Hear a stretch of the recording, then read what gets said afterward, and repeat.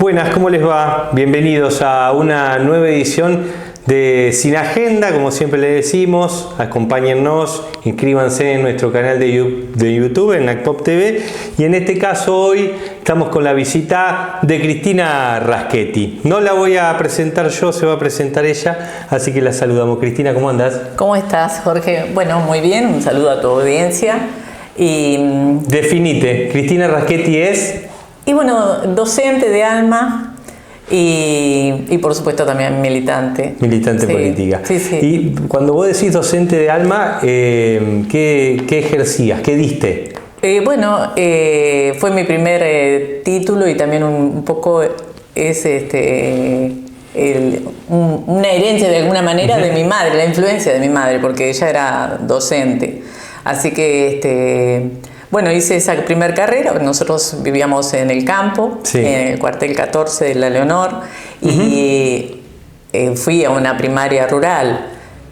Pocos éramos, en la escuela sería una matrícula en total, una matrícula de 40 alumnos, de manera que éramos muy pocos en séptimo grado. En ese año, en esa época era el séptimo grado, se egresaba con séptimo, sí, y de los que egresamos fuimos 2 alumnas nada más las que pudimos hacer el secundario, o sea, venir acá a alquilar en Cañuelas o estar en una pensión, como en mi caso, y poder estudiar. Así que era con un sacrificio para mis padres. 12, 13 años te viniste a una pensión acá. Sí, ¿A dónde? Estuve en una pensión que era particular, digamos, eran familiares, parientes, pero bueno, de alguna manera también se ayudaba con algo.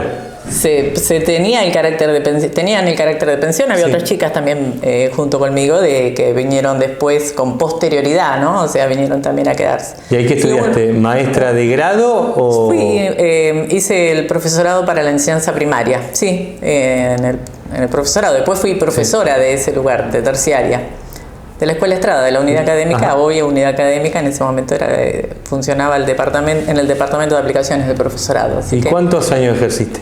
Y tuve como 32 años de aportes. Lo que pasa es que, más o menos algunos años los tuve sin... cuando fui, por ejemplo, directora del Dardo Rocha, tomé licencia sin goce de sueldo, por supuesto. Así que esos son 4 años menos. Después cuando estuve en el Senado también, por supuesto, 4 años menos. Cuando fui concejal también, es decir, de alguna manera, tuve un montón, sí, una pila de años de aporte en provincia. ¿Y como docente? Fui docente rural. Me encantaban las escuelas rurales. De hecho, accedí a mi primer cargo en la escuela 23 del barrio de Villa Visir. Después pasé al barrio Belgrano, que es la escuela 26, y que teníamos que ir caminando también allá, íbamos a dedo y bastante hoy es difícil llegar al barrio Belgrano. En ese momento era terriblemente difícil porque no había primero transportes directos, de alguna manera. Entonces nos agrupábamos 2 o 3 docentes y íbamos a dedo hasta enfrente de la Mercedes-Benz, y después allí caminábamos 3,5 kilómetros, 4, o quizás 5. Ahora quedó entre la autopista y la Mercedes y la ruta 3 y también. Claro, porque pasábamos el río Matanza, o sea, estábamos en Matanza, pasábamos el río Matanza y volvíamos a reingresar al distrito de Cañuelas. Esa era la escuela 26.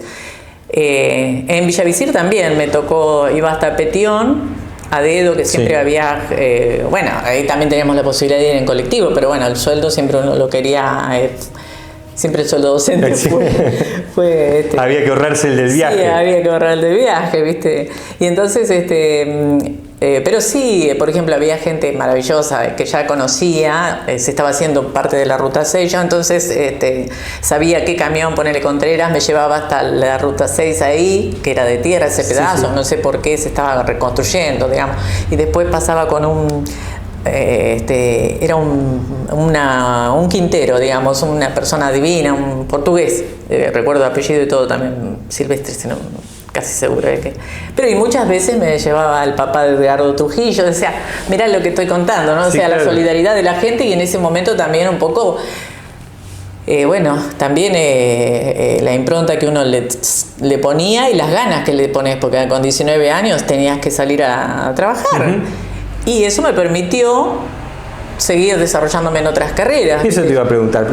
¿Cuál la segunda carrera que estudiaste, cuál fue? ¿Abogacía? No, después hice el profesorado en Ciencias de la Educación en Lobos, en el Instituto de Lobos, y después que me recibí ahí, que fui abanderada, estudié con una recomendación también, o sea, incluso me dieron una beca también en un momento en la Universidad Católica de La Plata. Hice la licenciatura en Ciencias de la Educación con especialización en la enseñanza diferenciada, con tesis.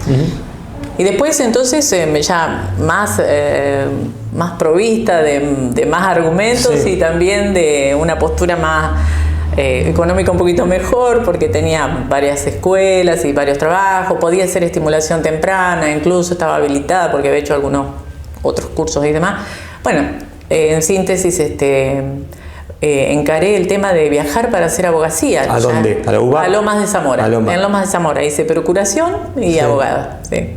Y bueno, mientras que trabajaba en la escuela. Sí, todo el tiempo trabajé. Mira, trabajaba, siempre le cuento a mis hijas que trabajaba a la mañana, iba a ponerle a la 25 del barrio de Los Pozos, y hacía doble turno porque empezaba a la mañana, después me quedaba ahí al mediodía, obviamente, hasta que entraba el turno de la tarde. Terminaba en el turno de la tarde, que hacía una suplencia, agarraba todo, ¿viste? Y después me venía hasta la Caminera a dedo, y de ahí ya salía, yo llevaba todo ya preparado para dar las clases en la escuela media número 1 de Máximo Paz, ahí daba a la noche.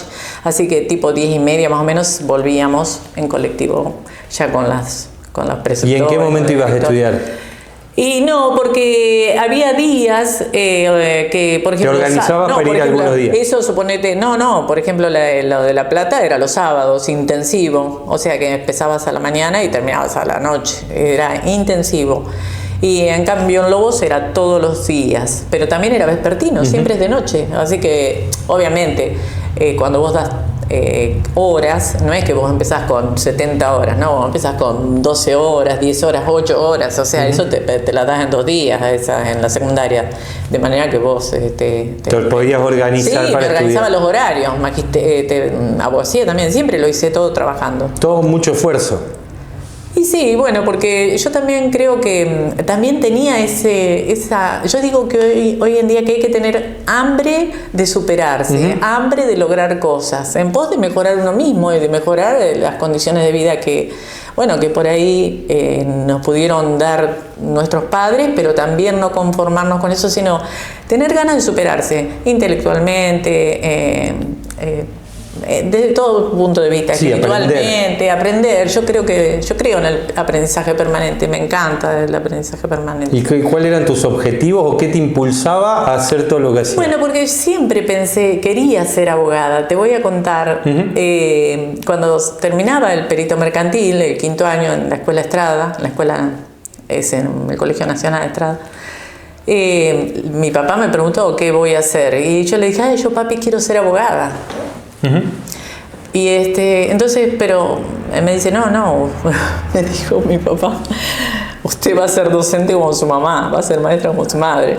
Y fue un poco ahí impuesto, obviamente. Claro. Yo lo acepté porque, dije, sí, este es el camino, ¿viste? Y después descubrí que realmente a mí, ni bien me puse a estudiar, me encantaba. Y después el contacto con los chicos, soy que me encantan todos los niveles. De hecho, me divierte mucho hacerlo. Ahora ya no, porque ya no lo estoy ejerciendo, pero la docencia, pero me gustaba muchísimo. Y en algún momento también de la carrera opté para pasarme a gabinete de psicología. Entonces me desempeñaba como orientadora educacional, ya con más distancia de pronto de atender todo el grupo, sino específicamente las inquietudes que de pronto la docente planteaba respecto de la problemática de aprendizaje en ese educando. ¿Y ejemplo, de las ramas de la abogacía, cuál te dedicaste? No, ¿O no llegaste a ejercer? Hice sucesiones, sí, fui abogada de pobres y ausentes acá en el juzgado, y después tuve algunas cuestiones particulares, por supuesto, como todo, como empezás, así. Sí. Después, por supuesto que también el Estado me permitió hacer asesorías y otras. Bueno, de hecho, en el Senado yo me desempeñé tuve el honor de desempeñarme como integrante del Consejo de la Magistratura. A eso vamos a llegar en un rato, ahora vamos, después vamos a llegar al Senado. No en profundidad porque... ¿En la militancia siempre estuvo o hay en algún momento en que a vos te nace empezar a hacer política? No, siempre estuvo presente en mi casa porque mi papá fue un peronista, sí, claro, de toda la vida y todos de alguna manera fuimos influenciados por ello. Por lo que se vivía en casa. Sí, y por todo el reconocimiento a lo que fue Evita y a lo que fue Perón y a ese legado que queda cultural y en los libros y en la transmisión también de familiares y de amistades que había en el campo, unos porque los habían ayudado a hacer la casa, otros, es real esto. Y después también, bueno, papi fue el que más estimuló, digamos, a que me despertara esa chispa o esas ganas de descubrir también lo que es la política, el hacer política. Me parece una maravillosa herramienta para poder cambiar de alguna manera las situaciones que uno considera injustas a través de la política, poder lograr un poco más de dignidad. ¿Y en qué época, en qué año más o menos empezás a tener como un roce público con la política acá? Y bueno, acá en la universidad tenés, viste, normalmente, sí, pero son en ese periodo en el que yo estudiaba, por ejemplo, tenía una gran preponderancia Franja Morada. Bueno, de hecho, por supuesto, había ganado Alfonsín en el 83, claro, la democracia, habíamos recuperado esto tan valioso que es la democracia.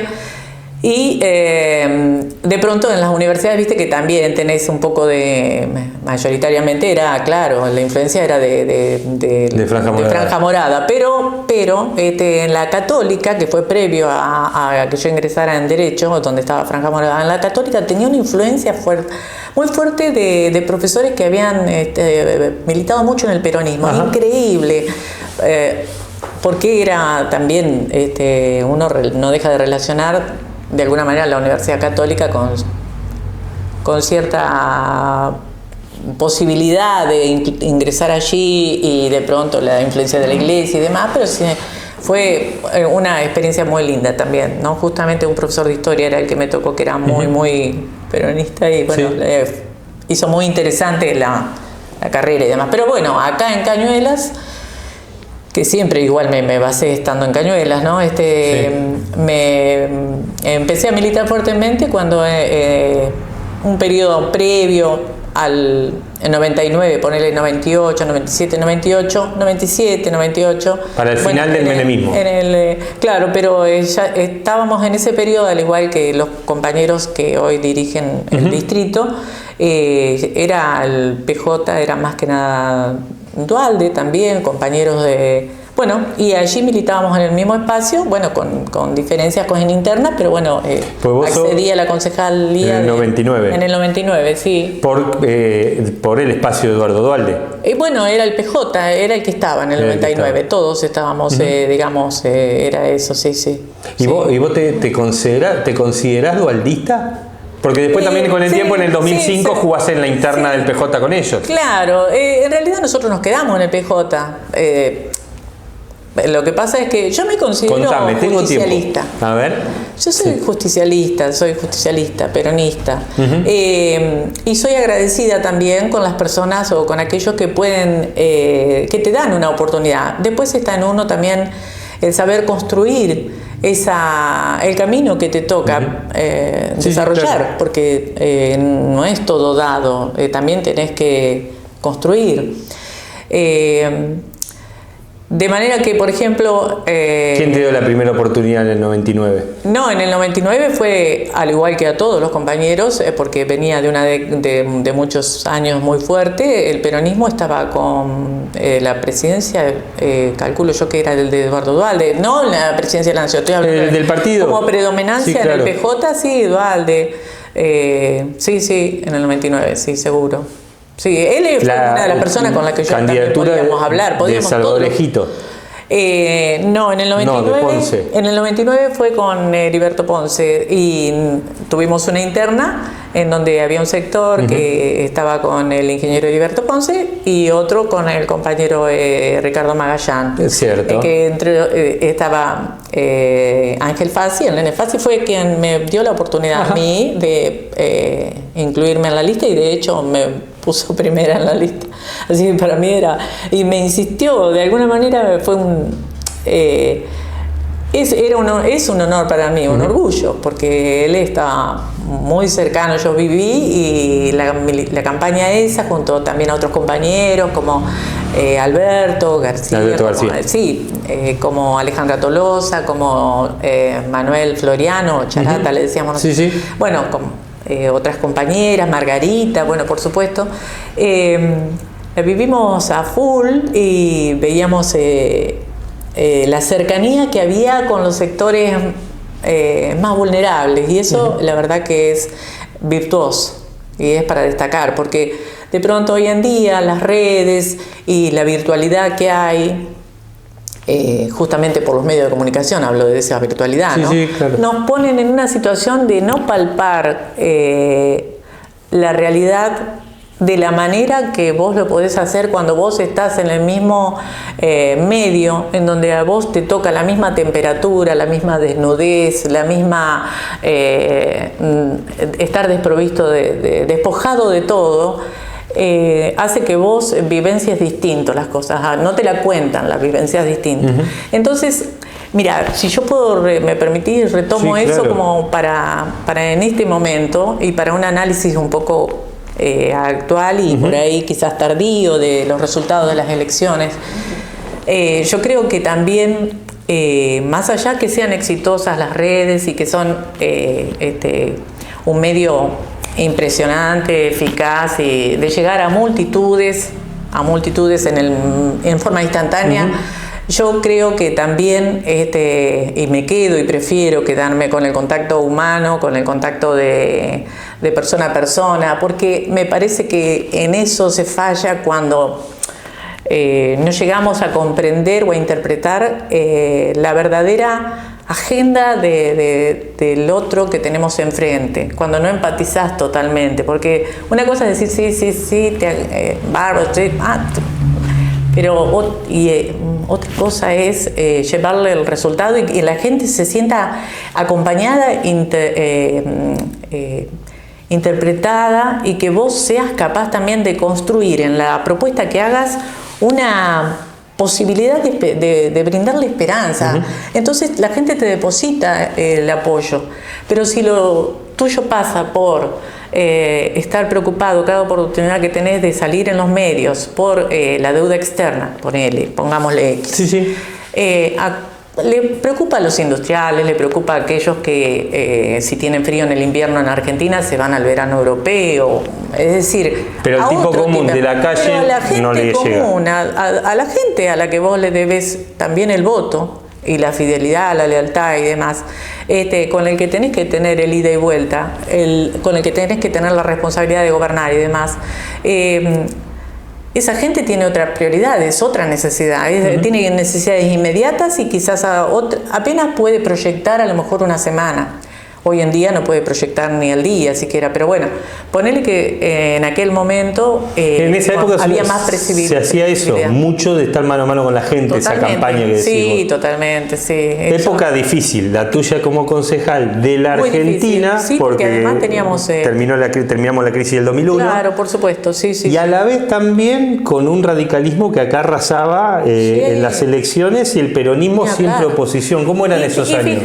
Fíjate vos que siempre el peronismo se había enfrentado en internas y después no había sido capaz de amalgamar propuestas o de unirse o de ceder o de negociar, que es un término que se utiliza en la política, o de comprender quién puede tener la oportunidad y quién puede...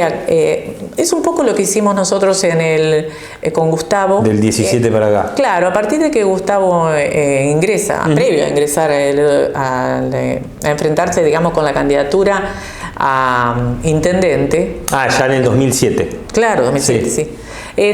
2007. Yo también tenía la lista oficial 2 del justicialismo, pero fue también, hay que reconocerlo, en alguna oportunidad lo hicimos en algún encuentro entre nosotros, íntimo. Sí, ponele íntimo de compañeros reducido, pero bueno, en donde se hace este reconocimiento, porque hay que tener un gesto, los dirigentes o... En el 2007 la candidata del PJ eras vos. Sí. Y vos cedés el lugar para que... Bajo la lista, fue cuestionada. Baja la lista para que el Frente para la Victoria vaya con Gustavo Arrieta. Bueno, pero el peronismo iba a ir detrás de un candidato. El peronismo iba a ir detrás de un solo candidato, porque el peronismo es así, es de encolumnarse. Pero pará, porque vos en el 2005 jugás la interna con Duhalde... No, en el 2005 nosotros nos mantenemos... en el 2003 entró como senadora, ¿no? Provincial. Y en el 2005, hasta el 2003 estábamos todos juntos. Después empieza a haber una fractura en el propio, que se ve... Kirchner, Duhalde. Sí, y se lo vivencié en el bloque de senadores. Se fracturó, teníamos un bloque impresionante, numeroso, que gozábamos de alguna manera de la posibilidad de brindarle al gobernador las leyes que necesitara y a la población también, por supuesto. Felipe Solá en ese momento. Sí, y sin embargo, bueno, se fractura el bloque y unos quedamos dentro del PJ, otros quedan como... Frente para la Victoria, sí. El sector de Néstor. Exactamente, y se enfrentan, por supuesto, eso nos llevó a las elecciones de 2005, que eran legislativas, nosotros las perdemos, y llevamos, nos gana, pero nos gana muy bien el kirchnerismo, pero igualmente entraron acá de concejales con nosotros Emilio Contreras, y bueno, los compañeros que yo había puesto también en la lista, creo que eran Máxima Santi, es decir, a Rita Peralta, que entró Emilio y Rita. Sí, me parece que sí. Y después... para 2007 vos podías sostener ese lugar del por supuesto, PJ. Que de hecho yo seguía, sí, de hecho era la presidenta del partido, también en 2004 habíamos tenido la interna partidaria y también... Eran picantes la interna, no me vas a decir que no, porque era picante. Sí, exactamente, sí, siempre fueron picantes, pero... porque así lo definís y uso la misma palabra, pero en realidad también quizás la edad o quizás el tiempo hace que uno lo vea con más sabiduría o por ahí no, o con más distancia. Y entonces uno comprende que la pasión o las pasiones de ambos sectores hacen que uno incurra en cuestiones que a lo mejor, seguramente que hoy como no las haríamos. Hoy se pasaban de mambo con algunas cosas. Pero no fue nada terrible, era de parte del folclore.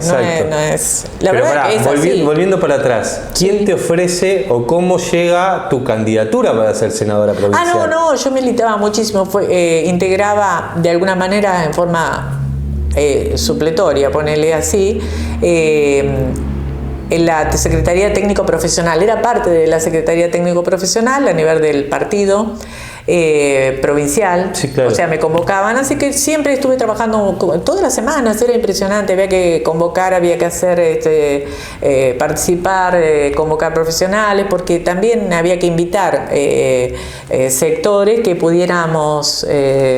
que sean, digamos, de alguna manera como agentes de transmisión y para transmitir también a la militancia y para enriquecernos, la autoalimentación, también la retroalimentación de alguna manera, y poder difundir un poco más, porque en ese momento tampoco estaban las redes como ahora.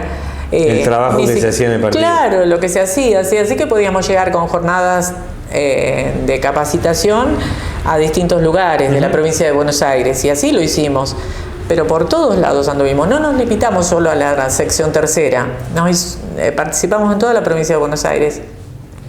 Y también incluso, me acuerdo que salió el tema del hambre más urgente, había unos casos terribles de desnutrición, muy dolorosos, y bueno, en ese momento Chiche nos convocó para colaborar y bueno, y así nos movilizábamos, íbamos, pero costeándonos cada uno de nosotros. Claro. Nos movilizábamos a algunas otras provincias y era breve o poco lo que podíamos hacer, pero por ejemplo acá en el distrito de Encañuelas hicimos jornadas de salud. Las hicimos, por ejemplo, en Máximo Paz, se convocó vinieron los hospitales provinciales, que eran unos móviles, unos camiones que se dan adquirido a través de, creo que de Gobernación y del Ministerio de Salud a Italia, y estaban bien acondicionados, o sea, podían atender uno a la parte oftalmológica, el otro a la parte odontológica, el otro hacía pediatría, clínica, etcétera, etcétera, todas las... Y eso llegaba a la gente, ¿viste? Después le llevábamos los lentes a la gente. Y toda esa actividad tuya te hace llegar al Senado. Sí, bueno, yo creo que fue la militancia, sí, indudablemente, el trabajo. Sí, yo estaba también en el Dardo Rocha después, claro. Acordate que en el 99, ni bien ingreso como concejal, fueron muy poquito tiempo que estuve dentro como concejal y enseguida me convocan para la dirección ejecutiva del Hospital Dardo Rocha. Y toda esa época de senadora tuya, ¿qué te queda? ¿Qué te quedó de haber sido, bueno, tener un cargo tan importante como una senaduría provincial? Bueno, es impresionante, es importantísimo la experiencia que te queda, pero más allá de la experiencia, yo puedo decir con orgullo que quedaron obras en Cañuelas, que luego, por supuesto que una cosa es la legislatura en donde vos trabajás en proyectos y que claro, se tienen que aprobar y demás, pero por ejemplo se hizo la expropiación del frigorífico de Frigocarne, claro, de Máximo Paz, que se formó la cooperativa Frigocarne, y fue un trabajo impresionante que hicimos en conjunto con todos los trabajadores que se habían instalado allí, que defendían tanto los hombres como las mujeres como los hijos de ellos, eran las familias, defendían esa fuente de trabajo que había cerrado, ¿viste? Que iban a vender. Sí. Bueno, y entonces nosotros acompañamos y mantuvimos eso, lo planteé en Gobierno Nacional, era la presidencia de Néstor Kirchner, y fui acompañada en ese pedido, incluso, por supuesto, en forma paralela trabajaba, obvio, con el gobernador en la provincia de Buenos Aires, y con los bloques. Hay que trabajar mucho en las comisiones para que se apruebe. Bueno, se aprobó y se hizo está en manos de la cooperativa. Ellos trabajan muy bien, de hecho han sido acompañados muy bien por las gestiones de Gustavo y de Marisa, muy bien, y de los trabajadores, ni hablar. También hicimos el proyecto por ejemplo, de construcción de la Escuela 33, de San Esteban, la Escuela de Educación Especial número 2 de Máximo Paz, después, por ejemplo, el ascensor en la Escuela Estrada. Es decir, yo no te estoy diciendo que se deban a mí específicamente, son proyectos que se hicieron. ¿Articulabas desde tu lugar? Sí, la Fiscalía trabajé junto a la Procuradora de la Provincia de Buenos Aires, Falvo, la doctora Falvo, para lograr en la descentralización del Poder Judicial, es decir, cuando se modifica la ley orgánica del Poder Judicial, se incluye la creación de algunas fiscalías, entre ellas la Fiscalía para Cañuelas, que luego se concretó y se inauguró con el periodo de que estaba Gustavo de intendente.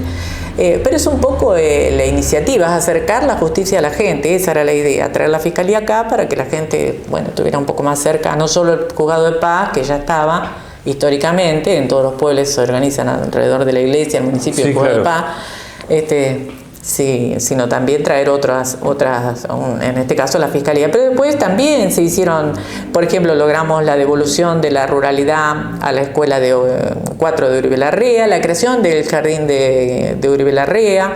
Lo trabajábamos en conjunto con los consejeros escolares, con Luis Carnevale, con Susana Rojas, con Delia Corte, con todos, más allá de que ellos hubieran ingresado por otro sector, no dejaban de ser del mismo partido. Nosotros trabajábamos en conjunto.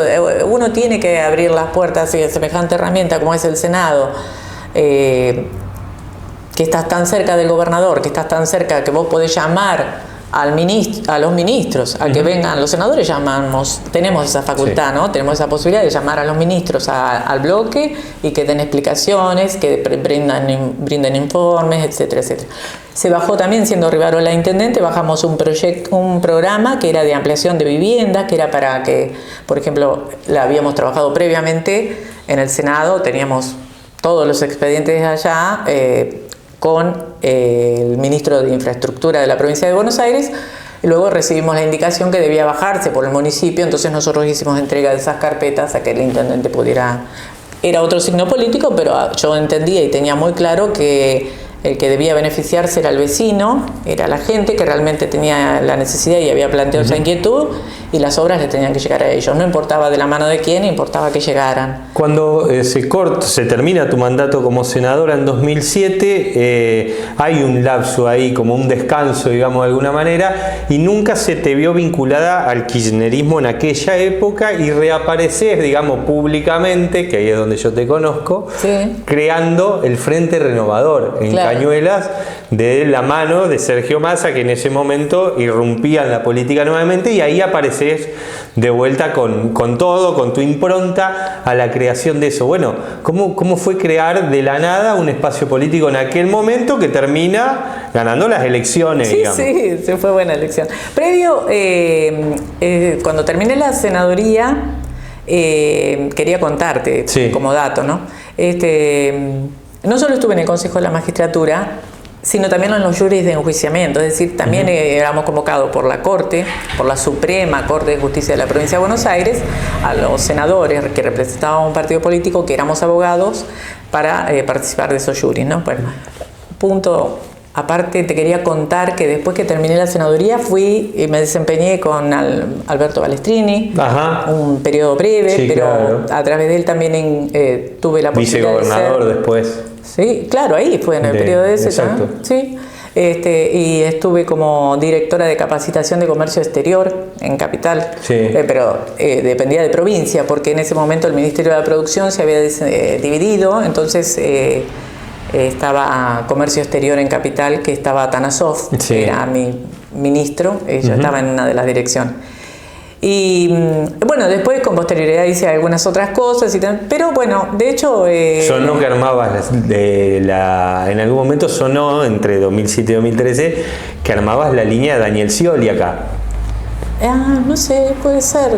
Y bueno, pero después apareces Nunca tuve mucha cercanía con Daniel. ¿No? No, nunca tuve. Yo me acuerdo alguna nota así dando vuelta que decía que podía armarse algo. A mí me pasa algo en general con los dirigentes y también con las personas. A mí me gusta hablarles mirándolo a los ojos y que me miren a los ojos, porque yo logro así una verdadera comunicación.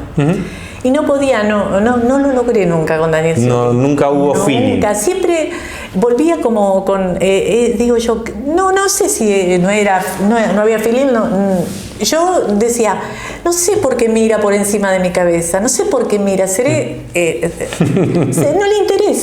no le interesa lo que le estoy hablando, ¿viste? Claro. Me doy cuenta. Y entonces yo digo, por ahí sí, es así, o por ahí quizás tenía otro mandato. Sí. ¿Y el armado de Massa cómo se da? ¿Quién te convoca? ¿Cómo haces? Sí, en el armado de Massa había un cierto conocimiento con el Pato y con Sebastián Galmarini, que son padre y hermano de Malena. Claro, toda gente del Partido Justicialista. Sí, claro, pero fue medio como que buscaban armar, y la verdad es que siempre, siendo justicialista, hubiera querido seguir teniendo la posibilidad de participar, con alguna posibilidad de lograr algún espacio. Y no sé, no era muy fácil, no era muy sencillo, era difícil. Era época de hegemonía del kirchnerismo, claro, con una presidencia de Néstor Kirchner con 40 y pico %, después Cristina y demás. Y que de hecho, a mí me convocó Néstor Kirchner, que de hecho fue excelente el encuentro y todo. ¿Para qué te convocó? Bueno, fue previo, digamos, a la candidatura de Gustavo, pero fue como un poco para... O sea, Néstor quiso que fuese candidata de él. No, yo no sé, no era en esos términos, sí era como para articular políticas y poder trabajar. Incluso, de hecho, se pudo trabajar en ese momento, transmitir lo de las cooperativas, lo de frigorífico Máximo Paz, claro. Sí, también, la verdad, él llamó enseguida a Parrilli y le dijo, bueno... ¿Así tuviste reuniones con él? Yo estuve estuve en la Casa de Gobierno, de hecho lo transmitieron los medios acá, eso los conservo y tengo hermosas fotos con Néstor, por supuesto que sí. Y había un excelente entendimiento, maravilloso. Y trabajamos algún tema también se pudo agilizar algunas cuestiones relacionadas con la escuela Don Bosco, con la intervención de ellos.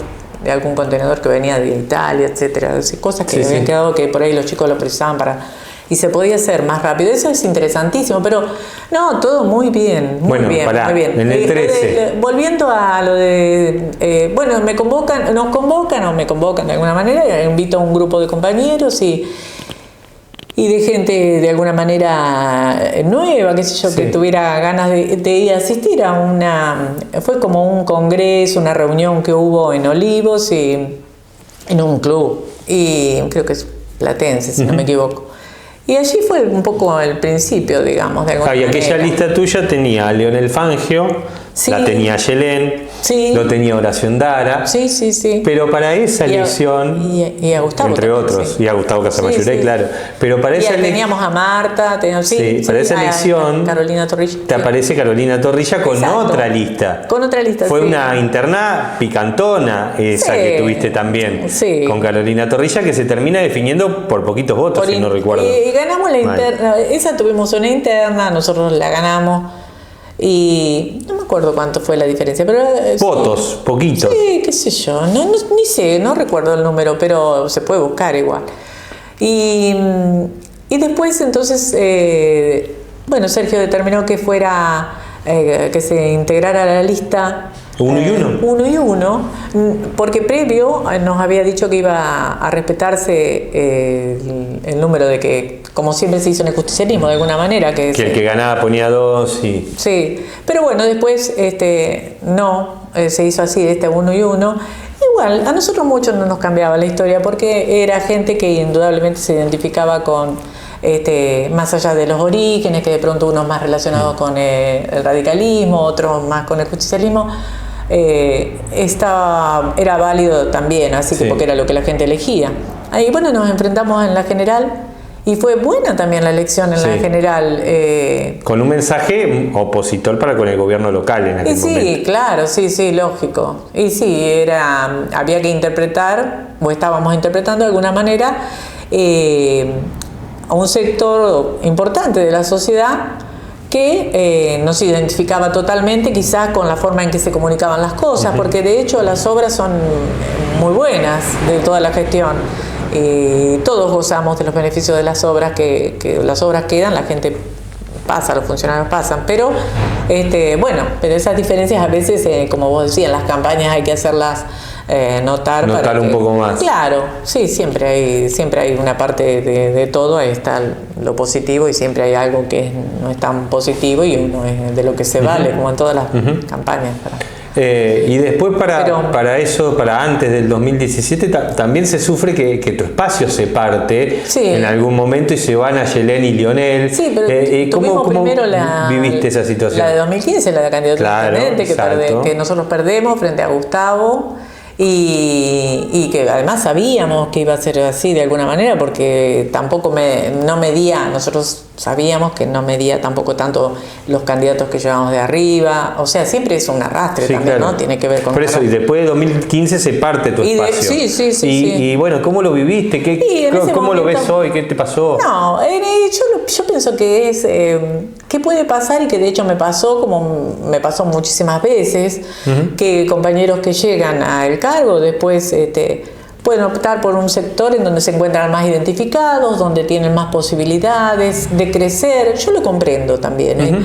Quizás en ese momento uno sufre un poco porque uno está mal, no debería encariñarse, pero uno tiene afecto. Bueno, era tu sobrina también, es tu sobrina. Bueno, en el caso yo hablaba en general, porque con Leo también, claro. De alguna manera lo volví a convocar y entró a la política, después, claro. Sí, 2 veces insistí con Leo hasta que entró. Si querés que hable desde el punto de vista de lo que sentí, por supuesto que me dolió, claro que me dolió, pero yo pienso que son cosas que pasan, no culpo a nadie. La verdad que no. Creo que he aprendido bien que hay que saber sanar para poder superar, porque si no te quedas estancado en la herida. Sí. Y yo creo que hay que hacer puentes en eso y que hay que sanar, hay que curar. Hoy tenés una muy buena relación con Ayelen de vuelta. Tengo muy buena relación con todos, creo que no tengo mala relación, me parece que con nadie. por lo menos puedo hablar, por ahí, qué sé yo. Esto no significa que coincida en todo. Sí, claro. Sigo siendo crítica en muchas cosas y de hecho la planteo a las críticas en el lugar donde corresponde. No me dan bolilla, por supuesto. No hablo de lo local, por supuesto que no tengo cuestionamientos. La verdad, a nivel local acompaño, porque sé que hay mucho esfuerzo y mucha dedicación, y hay un equipazo que realmente hace las cosas. Bueno, la verdad que hay una cantidad de obras que... En un momento, ustedes tomaron la centralidad de la política local después del 17, cuando Cambiemos gana la elección con Nacho Dualde, con la lista de Nacho Dualde, donde había que elegir en diciembre del 17 el presidente del Consejo Deliberante. Y Cambiemos quería quedarse con la presidencia del Consejo Deliberante. Y los rumores o la historia cuenta que Cambiemos le pide a ustedes, integrantes del Frente Renovador, que lo acompañen en esa presidencia del Consejo Deliberante para debilitar al gobierno. Claro, sí. Y que ustedes deciden... Esmerilar, decía. Esmerilar es la palabra. Sí, bueno, contame un poco de esa historia. También era una postura que es un poco un tirar para un lado o para el otro. ¿Y cómo tomaban ustedes la determinación de que...? Nosotros no. Básicamente el espacio nuestro estaba integrado por justicialistas. Siempre fue... en el Frente Renovador se nos atrajo de alguna manera también por sabiendo que la columna vertebral era el justicialismo, más allá de que después estuviese integrado por gente u otros espacios que aportan personas que vienen con ideologías que por ahí en otro momento hemos estado enfrentados y demás, pero bueno. Así es que fuimos una alternativa, una nueva Argentina, claro. Es decir, tuvimos hasta que anclamos en Frente Renovador. Pero yo sigo pensando como justicialista, ¿viste? Y, no podía aceptar, en ese momento, entre otro justicialista o de otros partidos. Esmerilar era un término que a mí me parece que es socavar, y no me gusta nada que se socava, porque me parece traición y me parece que es una cosa que es dañina. No me gustan las inundaciones, me suena a eso, a socavar cimientos. No me gusta ni que me lo hagan ni hacérselo a nadie. De hecho, vuelvo a repetir, volviendo a la actualidad, he tenido oportunidades en congresos del Frente Renovador, de transmitir a compañeros que son legisladores nacionales, de hecho también a Sergio, a Malena. Es decir, yo en estos momentos y en esta situación no estoy de alguna manera en una situación que me vea obligada a rendir no estoy obligada a rendir, a dar explicaciones. La única explicación que tengo que dar es a la gente, honestidad, y brindar honestidad, transparencia, y pretendo desde el lugar que tengo, que considero que es el lugar que tenemos todos y que deberíamos tener todos, que siempre es estar con los pies en la tierra, junto a la ciudadanía. Es decir, una mirada de igual a igual, puedo transmitir lo que pienso y en lo que no estoy de acuerdo. Y bueno, indudablemente también noto en las miradas y percibo cuando no les conviene que uno esté en desacuerdo, cuando no conviene que vos estés en algún lugar donde probablemente no se compartan esas cuestiones. Y estoy hablando específicamente de que cuando yo estoy en un espacio me gusta, si vengo desde el llano, voy desde el llano y quiero transmitirle y me convocan para transmitir inquietudes o cómo lo vemos o qué situación. Uno considera si es el camino realmente el mismo camino que la gente quiere, elige, o el que se está construyendo es para otro espacio, para otro sector. Si representa o no representa la demanda de la gente. Es decir, las inquietudes, las expectativas, porque vos vas a construir, por ejemplo, un puente y vos lo tenés que hacer donde la gente tenga la necesidad de cruzar. No se lo vas a hacer en donde la gente no lo va a usar. Es decir, vos tenés que, de alguna manera, esto simbolizándolo, es lo que yo percibo creo. Que te has sentido incómoda en el último tiempo en el Frente Renovador. Yo he planteado esto de alguna manera con muchísima sinceridad, pero todo el tiempo lo he hecho, todo el tiempo lo hice. eso quizás sea, capaz que es una desventaja, o quizás para mí sea la forma que he elegido de ser, sí. Digamos, plantear las cosas así. Bueno, el peronismo a nivel nacional perdió la elección porque se alejó de la gente, porque también me lo dijiste en relación a las redes sociales, y ahora me decís, te llaman, querés plantear algo, no te dejan, te siento incómoda. No, te dejan, pero no te dan bola. No repercute, ¿viste? Okay. Es decir, se sigue con iluminados.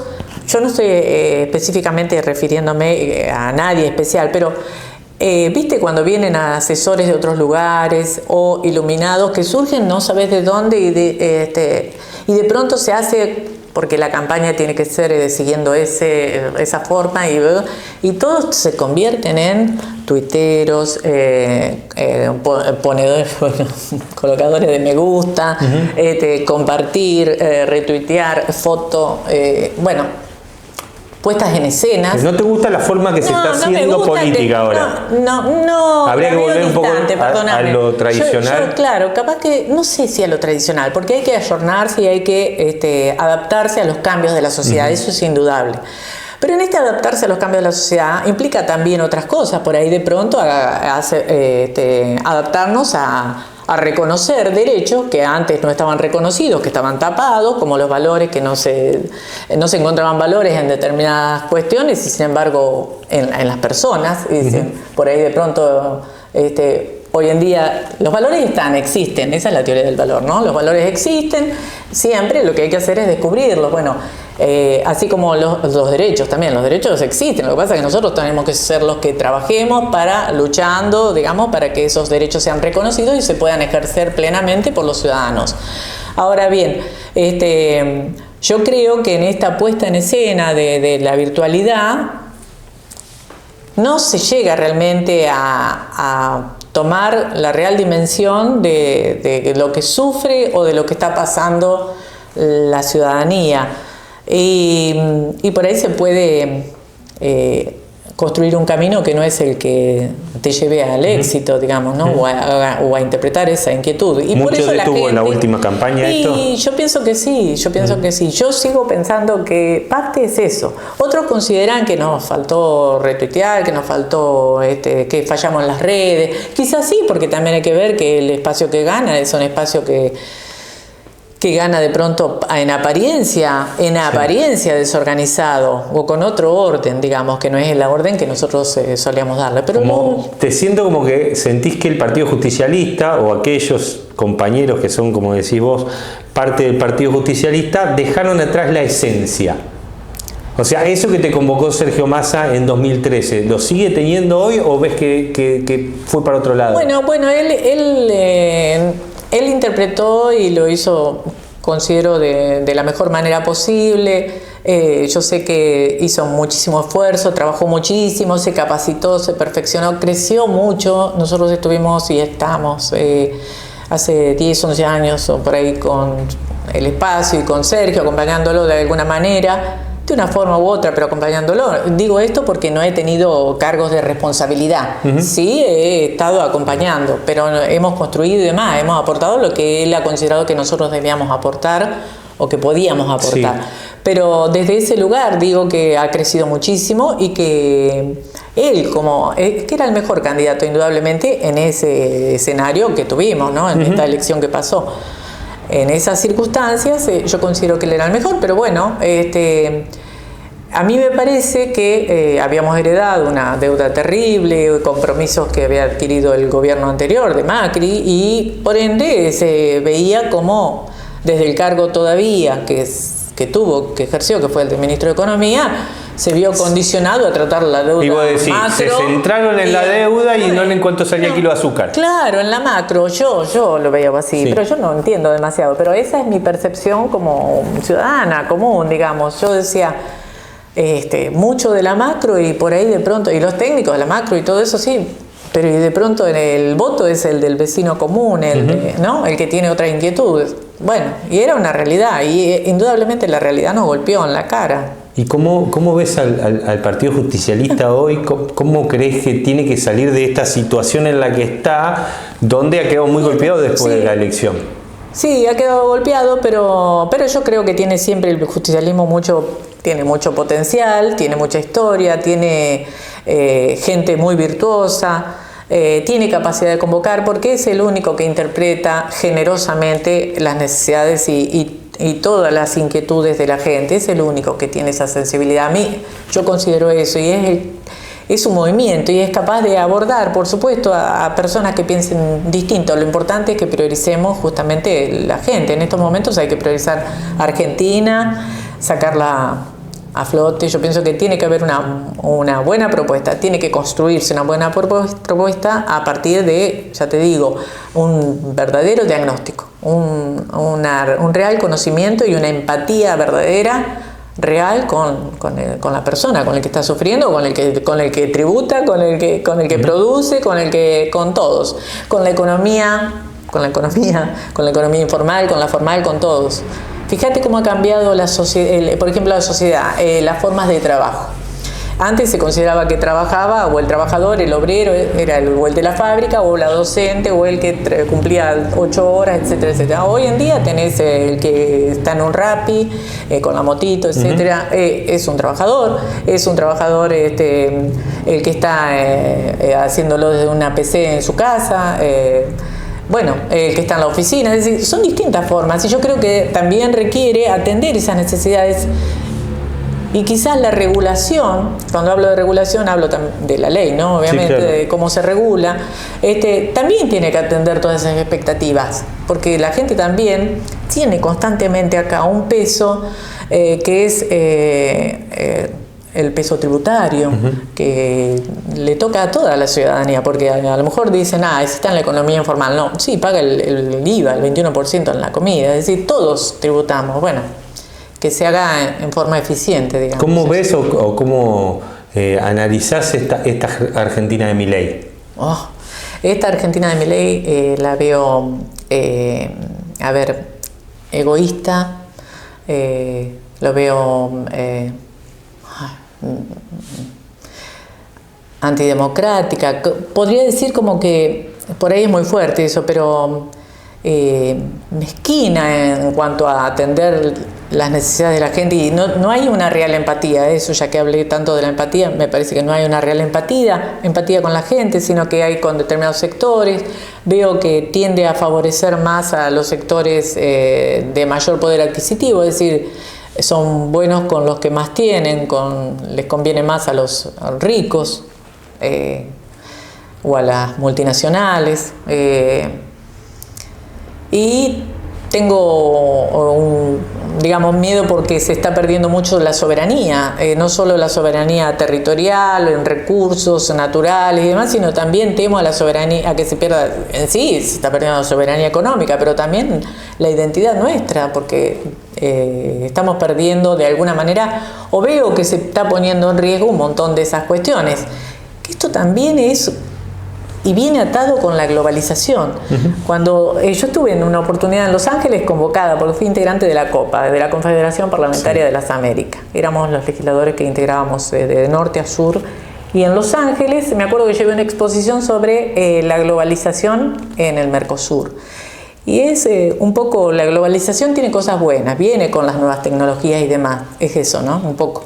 Pero también tiene lo negativo, que es que perdés la identidad de los pueblos.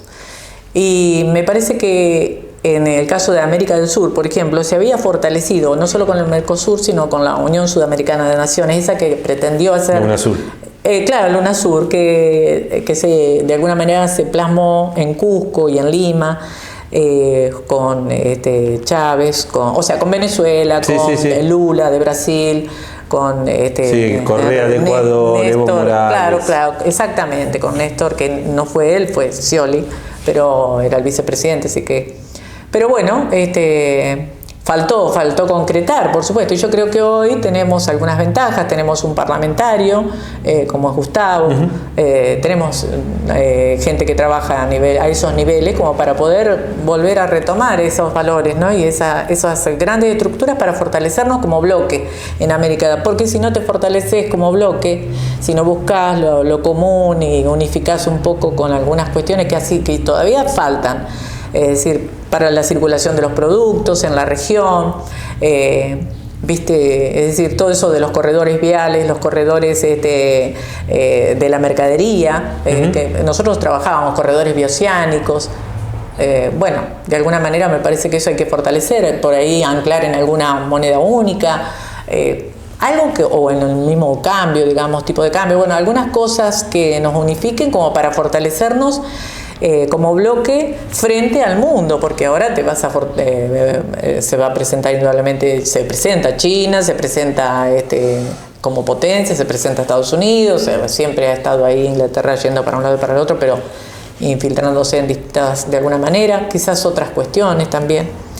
Son formas de penetración y de disgregación también. Así como en las listas se entra gente y se infiltra. O en ¿Hay infiltrados en las listas? Y siempre hay infiltrados en las listas, siempre, pero bueno, eso pasa. Me gustaría preguntarte quiénes fueron los infiltrados de qué lista. No, sí, lo dije con picardía para por eso, en la del 15, en la del 13 y en la del 15 del Frente Renovador, ¿hubo infiltrados? No. Que terminaron en otros partidos después. No, pero no, porque tampoco podemos castigar eso, ¿viste? Porque depende donde ellos logren también canalizar sus expectativas también y quizás proyectarse hacia compañeros que fueron y vinieron, mirá Muerza. Sin embargo, acompañó otra lista y sin embargo es un... ¿Pero existe la traición en la política? Sí, ponele que depende de la percepción que cada uno tenga. A lo mejor a alguno le afecta y lo denomina como traición, otros por ahí... Como vos que decís crecimiento de las personas. Sí, ponele que buscas tu salida, ¿viste? Qué sé yo, la salida de las personas a lo mejor priorizan otras cuestiones, bueno, son oportunidades que aprovechan, qué sé yo, que se aprovechan. Cristina, muchas gracias por haber venido. No, gracias a vos. Y nosotros la seguimos la semana que viene con un nuevo invitado de Sin Agenda.